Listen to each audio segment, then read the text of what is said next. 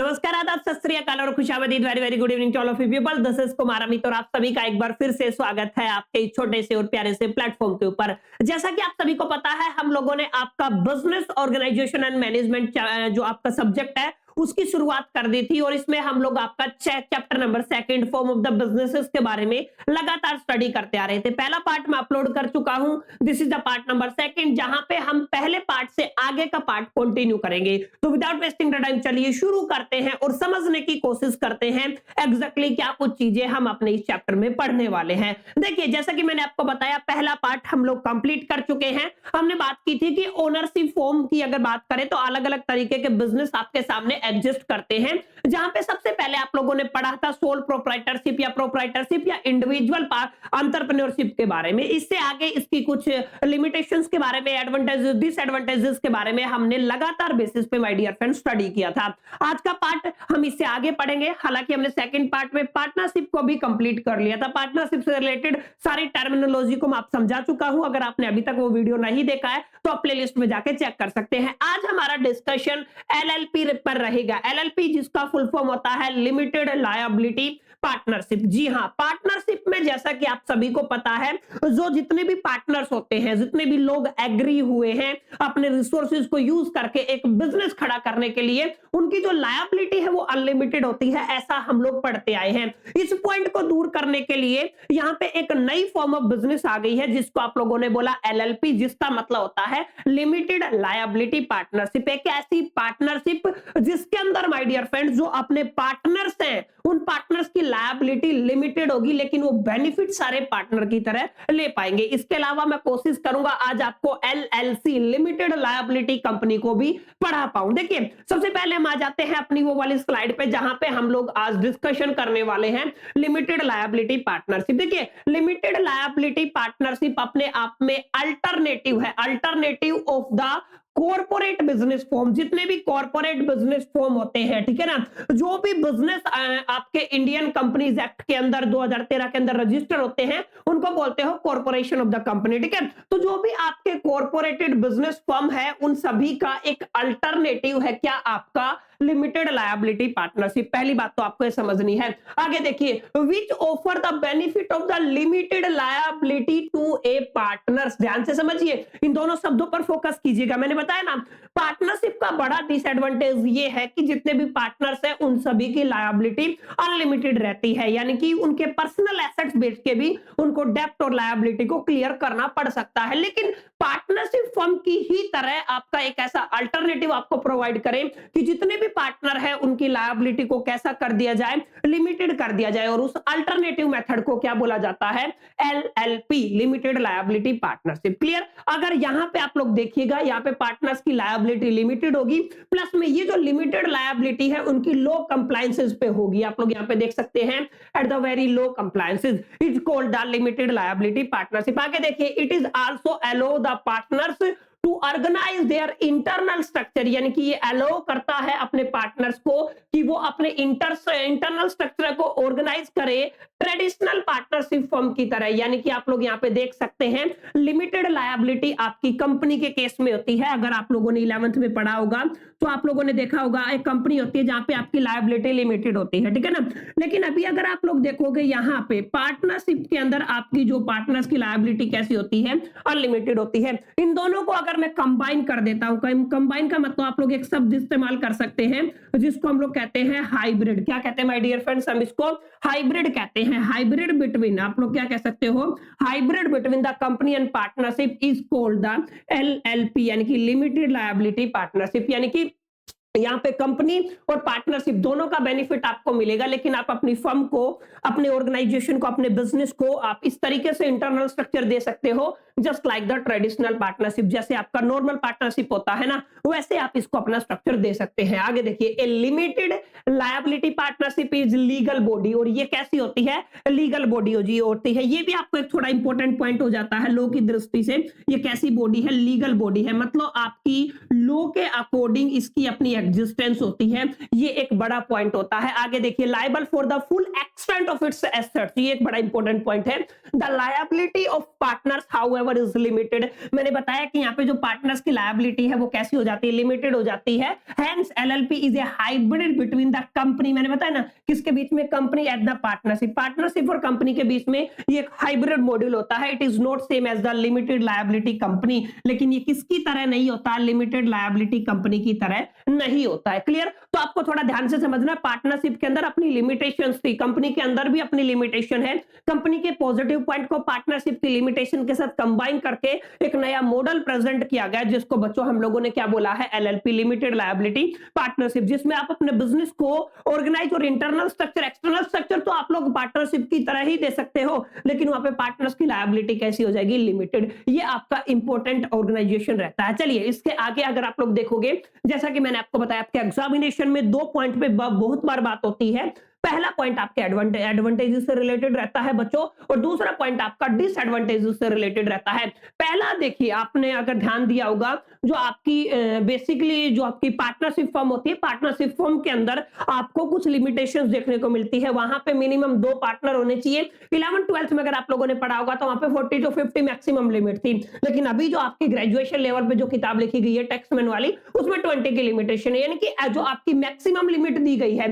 लेकिन जो public company होती है उसके अंदर आप कितने भी शेयर होल्डर उसके अंदर इंक्लूड कर सकते हो, तो वहां पे लिमिटेशन नहीं होती है, तो बेनिफिट तो उसी का मिलेगा ना। यानी कि पहला पॉइंट यही है कि यहाँ पे नो लिमिट होती है ओनर ऑफ द बिजनेस, यानी कि कितने भी जो आपका बिजनेस है वो पार्टनरशिप की तरह ही एक्ट करेगा, लेकिन उसमें ओनर्स की लिमिटेशन नहीं है, आप मैक्सिमम कितने भी ओनर्स को वहां पे इंक्लूड कर सकते हैं। एक ये बड़ा पॉइंट है। अच्छा, यहाँ पे लो रजिस्ट्रेशन कॉस्ट होती है। हालांकि कंपनी को जब आप लोग रजिस्टर कराते हो, अगर आप लोगों ने पढ़ा होगा, कंपनी को रजिस्टर कराने के लिए सबसे पहले हमें कहां पे जाना पड़ता है, आरओसी के पास जाना पड़ता है। आरओसी का मतलब क्या होता है, रजिस्ट्रार ऑफ कंपनी। और अगर आप सभी को याद हो 11th में आप लोगों ने पढ़ा होगा, रजिस्ट्रार ऑफ कंपनी के पास हम लोग फॉर्म 32 लेके आते हैं, या आईएनसी 32 जिसको कहते हो ना, आईएनसी 32, या फिर आप लोग जिसको कहते हो स्पाइस फॉर्म कह सकते हो, ठीक है ना। तो हम क्या कहते हैं इसको, स्पाइस फॉर्म, प्लस में इसके साथ कुछ अटैचमेंट होती है। क्लियर है? इन सभी अटैचमेंट के साथ अगर आपका अप्रूव होता है ये फॉर्म, अगर आप सभी को याद हो तो अप्रूव होता है, तो आपको आरओसी की तरफ से एक सीआईएन नंबर जनरेट होता है, यानी कि कंपनी रजिस्ट्रेशन नंबर। उसके बाद आपकी कंपनी का इनकॉर्पोरेशन हो जाता है, आपकी company under the company act 2013 के अंडर रजिस्टर हो जाती है। ये बेसिक बातें थी जो आप लोगों ने पढ़ी थी, ठीक है ना। तो यहाँ पे जो आप लोग एक फैक्टर देखोगे, जो आपका आरएफ है, रजिस्ट्रेशन फीस है, वो थोड़ा सा हाई होता है as compare to the LLP. जो आपकी लिमिटेड लायबिलिटी पार्टनरशिप है, यहाँ पे रजिस्ट्रेशन फीस बहुत कम लगती है as compare to the company. That's why मैंने यहाँ पे एक पॉइंट लिखा है कि यहाँ पे लो रजिस्ट्रेशन कॉस्ट रहती है। क्लियर है? ये आपका इंपॉर्टेंट पॉइंट रहेगा। No requirement of the minimum contribution, अगर आप सभी ने पढ़ा होगा, किसी भी पब्लिक कंपनी को बनाने के लिए कुछ कैपिटल रेज करनी पड़ती है, यानी कि मिनिमम कैपिटल रिक्वायरमेंट होती है। लेकिन यहाँ पे पार्टनरशिप वाला एक्ट लगेगा, यहाँ पे हम लोगों को कोई ऐसी जरूरत नहीं है कि हमें मिनिमम कैपिटल को रेज करना पड़ेगा या फिर मिनिमम कंट्रीब्यूशन करना पड़ेगा। क्लियर? तो ये फैक्टर आपका एक रह जाता है। अच्छा, यहाँ पे कोई कंपलसरी ऑडिट का भी ऑप्शन नहीं है। जैसे कंपनी है तो आपको कंपनी के अपने जितने भी है ऑडिट करवाना पड़ता है, जो भी आपकी कंपनी है, स्पेलिंग थोड़ा देख लेना, कंपनी के अंदर ऑडिटिंग कंपलसरी होती है, लेकिन यहाँ पे no requirement of the compulsion of the auditing. ये एक बड़ा फैक्टर होता है। चलिए, taxation aspect on the LLP, यहाँ पे टैक्सेशन एस्पेक्ट होता है एलएलपी के ऊपर। अच्छा, एक होता है डीडीटी, जिसका फुल फॉर्म होता है डिविडेंड डिस्ट्रीब्यूशन टैक्स। ध्यान से समझ लीजिएगा क्या होता है डिविडेंड डिस्ट्रीब्यूशन टैक्स। ये आपका एप्लीकेबल नहीं होता है, लेकिन आपकी कंपनी है और उस कंपनी के अंदर अगर आपके डिबेंचर या फिर शेयर होल्डर्स होते हैं, तो वहां पे आपका डीडीटी यानी कि डिविडेंड डिस्ट्रीब्यूशन टैक्स आपका लगता है, लेकिन एलएलपी के अंदर आपका डीडीटी नहीं लगता है। कि ये बड़ा इंपॉर्टेंट फैक्टर है जिसको आपको याद करके चलना है। चलिए, ये कुछ इंपॉर्टेंट पॉइंट्स थे जहां पे हमने देखा कि यहाँ पे ओनर्स की लिमिटेशन नहीं है। सेकंड पॉइंट देखा, रजिस्ट्रेशन कॉस्ट बहुत कम है। थर्ड पॉइंट हमने देखा, मिनिमम कंट्रीब्यूशन की जरूरत नहीं होती है। फोर्थ पॉइंट हम लोगों ने देखा, ऑडिटिंग कंपलसरी नहीं है। पांचवा पॉइंट हम लोगों ने देखा कि आपका जो एलएलपी टैक्सेशन एस्पेक्ट के ऊपर रहता है, वो DDT dividend distribution tax applicable नहीं होता है। ये सारे के सारे प्लस पॉइंट हैं जो आप अपनी नीड के हिसाब से अपना सकते हैं, जिनका बेनिफिट उठा सकते हैं और अपनी ऑर्गेनाइजेशन को एलएलपी बना सकते हैं। बहरहाल, जब हमेशा कोई भी एक चीज आती है तो उसके पॉजिटिव और नेगेटिव एडवांटेजेस और डिसएडवांटेजेस दोनों चीजें मार्केट में एग्जिस्ट करती है। इसी तरीके से माय डियर फ्रेंड्स, इसके कुछ डिसएडवांटेजेस भी हैं, और डिसएडवांटेजेस में penalty for the non compliances, मतलब आपकी फर्म एग्जिस्टेंस में नहीं है, लेकिन फिर भी आपको माय डियर फ्रेंड्स टैक्स देना पड़ेगा, ये एक पेनल्टी देनी पड़ेगी। ये एक बड़ा इसका डिसएडवांटेजेस रहता है। Inability to have a equity, यहां पे आपको इक्विटी नहीं मिलती है। इक्विटी क्यों नहीं मिलती है? अगर आप कंपनी में किसी भी कंपनी के शेयर लेते हैं, अगर आप सभी को पता होगा, अगर आप कंपनी में शेयर लेते हैं तो आपको एक परसेंटेज ऑफ इक्विटी मिलता है उस कंपनी के अंदर, क्लियर है।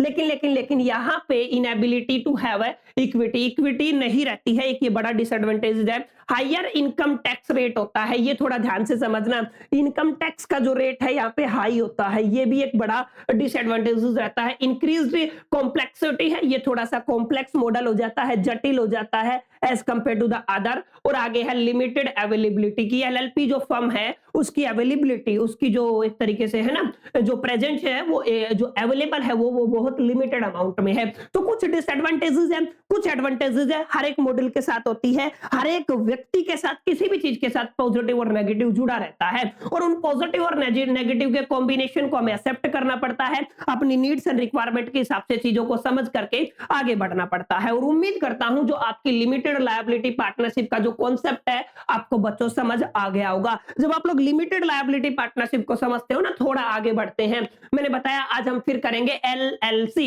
लिमिटेड लायबिलिटी कंपनी के बारे में, लिमिटेड लायबिलिटी कंपनी के बारे में। हालांकि आगे आपका अनलिमिटेड कंपनी भी आएगा, उस पर भी बात करेंगे, लेकिन अभी जो अगला टॉपिक है वो क्या है, वो आपका लिमिटेड लायबिलिटी कंपनी के बारे में। लिमिटेड लायबिलिटी कंपनी को आपको थोड़ा डिटेल में समझना है, पढ़ना है, पढ़ करके डेफिनेशन लिख के आना। देखिए सबसे पहले क्या लिखा हुआ है, कंपनी अगर आप लोग देखोगे, अगर मैंने आपको पढ़ाया तो कंपनी अपने आप में एक आर्टिफिशियल पर्सन होता है जिसको लॉ मानता है, क्लियर है, जिसको इनकॉर्पोरेट किया जाता है according to the Indian companies act 2013। ऐसा हमने बताया था कि यहाँ पे कंपनी अपने आप में एक आर्टिफिशियल पर्सन होता है। तो यहाँ पे शब्द आपका कंपनी आ रहा है, ठीक है ना, तो इसी शब्द पर फोकस कीजिएगा और डेफिनेशन यहीं से निकालने की कोशिश करेंगे।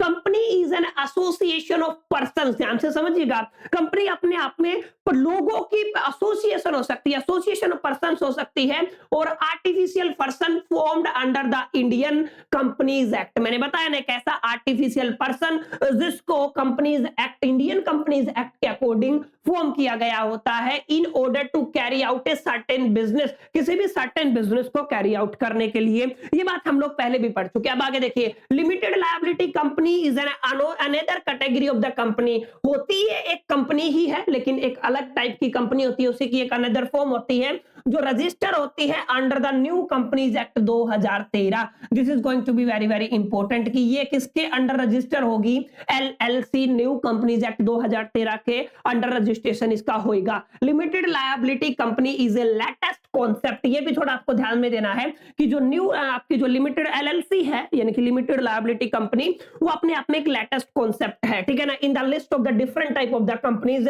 जिसमें हम लोग डिफरेंट टाइप ऑफ कंपनीज की लिस्ट की अगर बात करें, it's nature of the business is quite similar with the partnership form. ये थोड़ा ध्यान देने वाली बात है, इसका जो आपका जो नेचर है ना, यानी कि जो अगर आप लोग देखोगे अपनी जो आपकी पार्टनरशिप होती है ना, पार्टनरशिप जो भी आप लोगों ने देखा होगा, जो भी आपका पार्टनरशिप फर्म होता है, उसका पार्टनरशिप फर्म का जो माय डियर फ्रेंड्स आपका नेचर होता है ना, उसी के सिमिलर, क्वाइट सिमिलर जो आपका है, ध्यान से समझिएगा, जो क्वाइट सिमिलर अगर आप लोग नेचर की बात करते हैं तो वो किसका रहता है, वो आपकी एलएलसी का रहता है, यानी कि लिमिटेड लायबिलिटी कंपनी का रहता है। तो जो आपकी एलएलसी है उसका नेचर जस्ट लाइक आपका किसका रहता है, पार्टनरशिप रहता है। ये एक बड़ा मुद्दा है। सोल ट्रेड बिजनेस की तरह इसका एक अपना क्या रहता है, बेसिकली आपका नेचर रहता है, यानी कि combination of the partnership firm and आप लोग क्या कह सकते हो, सोल, जिसको आप लोग बोलते हो ट्रेड बोलते हो, क्लियर है। तो इन दोनों के जो बिजनेस का एक तरीके से कॉम्बिनेशन आपको कहां पे देखने को मिलता है, एलएलसी, लिमिटेड लायबिलिटी कंपनी के अंदर। तो ये कुछ बुनियादी डेफिनेशन है जिनको अगर आप लोग समझ लेते हैं तो आप लोग ये कंफर्म कर पाएंगे माय डियर फ्रेंड्स कि असल में इन शब्दों का क्या मीनिंग होता है, कैसे आप लोग इनको अच्छे से प्रिपेयर कर पाते हैं। क्लियर, आई होप कितनी बातें समझ में आ गई होगी। बहरहाल आगे बढ़ते हैं। अंडर द एक्ट, अब यहाँ पे देखिए, under the act in the limited liability company the liability of member और पार्टनर्स इज लिमिटेड। मैंने बताया ना, मेंबर और पार्टनर्स की लायबिलिटी कैसे रहेगी, लिमिटेड रहेगी। No one is responsible for the other members misconduct. अब ये भी थोड़ा ध्यान में रखना है, जैसा कि आप सभी को पता, पार्टनरशिप फर्म के अंदर अंदर जितने भी पार्टनर्स होते हैं उनका प्रिंसिपल एंड एजेंट का रिलेशन होता है। किसी एक ने कोई कंडक्ट किया तो उसके लिए दूसरा भी रिस्पॉन्सिबल होगा, किसी दूसरे ने कोई कंडक्शन किया, कोई मिसकंडक्ट किया तो उसके लिए पहला रिस्पॉन्सिबल होगा। इनकी ऑल पार्टनर्स आर लायबल। लेकिन यहाँ पे ध्यान से समझिएगा, एलएलसी लिमिटेड लायबिलिटी कंपनी के अंदर मेंबर्स अगर कोई मिसकंडक्ट करता है तो अलग जो भी अपने अलग मेंबर्स हैं, जो भी अदर मेंबर्स है, नो वन इज रिस्पॉन्सिबल। क्या नहीं होंगे? वो रिस्पॉन्सिबल नहीं होंगे इन केस ऑफ, ठीक है, limited liability company registration has been extremely growing due to its many advantages. इनके अलग अलग एडवांटेजेस की वजह से इसका जो ग्रोथ है वो बहुत एक्सट्रीम लेवल पे जा रहा है। इन शॉर्ट आप लोग देख सकते हैं इसका जो नेचर है माय डियर फ्रेंड्स, वो आपका सोल ट्रेड और कहीं ना कहीं पार्टनरशिप फर्म की ही तरह होता है। पार्टनर्स की लायबिलिटी लिमिटेड होती है और सबसे बड़ा पॉइंट यहां पे निकल के आया कि जितने भी पार्टनर्स और मेंबर होंगे, अगर एक ने कोई मिसकंडक्ट किया है, कोई इलीगल काम किया है या व्हाटएवर जो भी किया है, उसके लिए दूसरा रिस्पॉन्सिबल नहीं होगा in the case of limited liability company. Company अपने आप में एक आर्टिफिशियल पर्सन होती है जिसको लॉ फॉर्म करता है माय डियर फ्रेंड्स, और लॉ की वजह से ही वो एक सेपरेट एग्जिस्टेंस में आता है। तो this is going to be very very important model in the India और बहुत पॉपुलर हो रहा है इस टाइम पे, जिसको आप लोग किसके नाम से जानते हो? Limited liability company. उम्मीद करता हूं इससे पहले हम लोगों ने लिमिटेड लायबिलिटी पार्टनरशिप का कुछ बेसिक कॉन्सेप्ट को समझा और यहां पे मैंने आपको समझाने की कोशिश की, करीब करीब आप लोग समझ भी पाए कि लिमिटेड लायबिलिटी कंपनी का बच्चों मतलब क्या होता है। जब लिमिटेड लायबिलिटी कंपनी से आगे बढ़ते हो, पर बहरहाल इस पे एक बार बात कर लेते हैं, इसके कुछ प्लस और माइनस की बात कर लेते हैं। प्लस और minus in the sense what?